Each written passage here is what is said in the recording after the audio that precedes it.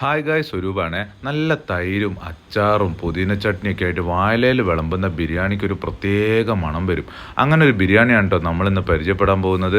അത്യാവശ്യം വലിയ 2 പീസോട് കൂടിയിട്ടാണ് കേട്ടോ ഈ ബിരിയാണി വരുന്നത്. ഇനി സിംഗിൾ പീസ് വേണമെന്നുണ്ടെങ്കിൽ അങ്ങനെ അവർ സെർവ് ചെയ്യും കേട്ടോ. നല്ല ചെറിയ മണി അരിയിൽ അത്യാവശ്യം നല്ല മസാലയോട് കൂടിയിട്ടാണ് കേട്ടോ ഈ ബിരിയാണി വരുന്നത്. 2 പീസ് വരുന്ന പോർഷന് 130 രൂപയും സിംഗിൾ പീസ് വരുന്ന പോർഷന് 100 രൂപയാണ് കേട്ടോ ഇവർ ചാർജ് ചെയ്യുന്നത്. പണ്ട് 90 രൂപയ്ക്കും 120 രൂപയ്ക്കും അവർ കൊടുത്തുകൊണ്ടിരുന്ന ബിരിയാണിയാണ്. വിലക്കയറ്റം കാരണം അവർ ചെറുതായിട്ടൊന്ന് വില കൂട്ടിയിട്ടുണ്ട് കേട്ടോ. സിംഗിൾ പീസ് ആണെങ്കിലും ഡബിൾ പീസ് ആണെങ്കിലും റൈസിന്റെ ക്വാണ്ടിറ്റിയിൽ ഒരു കുറവുമില്ല കേട്ടോ. ആ മസാലയും ആ റൈസും ഒക്കെ നല്ല അടിപൊളിയായിട്ട് ബ്ലണ്ട് ആയിട്ടുണ്ടായിരുന്നേ. പിന്നെ ആ പുതിന ചട്നി എടുത്ത് പറയേണ്ടത് തന്നെയായിരുന്നു കേട്ടോ.